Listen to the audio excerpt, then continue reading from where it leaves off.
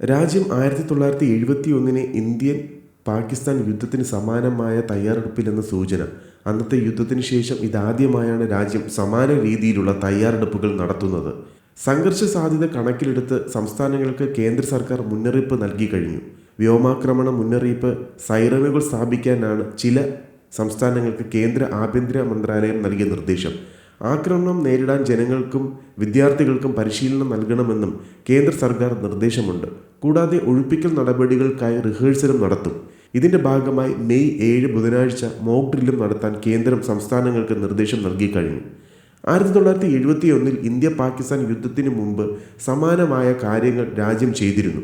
അതേസമയം പാകിസ്ഥാന് നൽകി വരുന്ന സാമ്പത്തിക സഹായം നിർത്തലാക്കണമെന്ന് ഏഷ്യൻ ഡെവലപ്മെന്റ് ബാങ്കിനോട് ഇന്ത്യ ആവശ്യപ്പെട്ടിട്ടുണ്ട്. ADB മേധാവി മസാദോ കംഡയുമായി നേരിട്ട് നടത്തിയ ചർച്ചയിൽ കേന്ദ്ര ധനകാര്യമന്ത്രി നിർമ്മല സീതാരാമനാണ് ഇക്കാര്യം ആവശ്യപ്പെട്ടത്. ഇറ്റലിയിലെ മിലാനിൽ ADBയുടെ 58ാമത് വാർഷിക യോഗത്തിൽ പങ്കെടുക്കവെയാണ് ധനമന്ത്രി ADB മേധാവിയോട് ഇക്കാര്യം നേരിട്ട് ആവശ്യപ്പെട്ടത്. 2024 കണക്കുകൾ പ്രകാരം 53 വായ്പകളും 3 ഗ്രാന്റുകളുമടക്കം $9.13 ബില്യൺ പാകിസ്ഥാൻ ADBയിൽ നിന്ന് വാങ്ങിയിട്ടുള്ളത്. കൂടാതെ ഐക്യരാഷ്ട്രസഭയുടെ രക്ഷാസമിതി യോഗം ഇന്ത്യ പാകിസ്ഥാൻ വിഷയം ചർച്ച ചെയ്യും.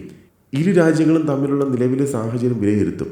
പഹൽഗാം ഭീകരാക്രമണത്തിന് പിന്നാലെ ഇന്ത്യ സ്വീകരിക്കുന്ന നടപടികൾ മേഖലയിൽ സമാധാനത്തിനും സ്ഥിരതയ്ക്കും ഭീഷണി ഉയർത്തുന്നുവെന്ന് പാകിസ്ഥാൻ രക്ഷാസമിതിയെ അറിയിച്ചിരുന്നു. കൂടാതെ ഇന്ത്യയെ അനുനയിപ്പിക്കാൻ സൗഹൃദ രാജ്യങ്ങളുടെ സഹായം പാകിസ്ഥാൻ തേടിയിരുന്നു. എന്നാൽ റഷ്യ ഇന്ത്യക്ക് അനുകൂല നിലപാടെടുത്തത് പാകിസ്ഥാന് തിരിച്ചടിയായി. പഹൽഗാം ഭീകരാക്രമണത്തിന് നേതൃത്വം കൊടുത്തവരെയും അവരെ സംരക്ഷിക്കുന്നവരെയും നിയമത്തിനു മുന്നിൽ കൊണ്ടുവരുമെന്നും റഷ്യ ആവശ്യപ്പെട്ടു.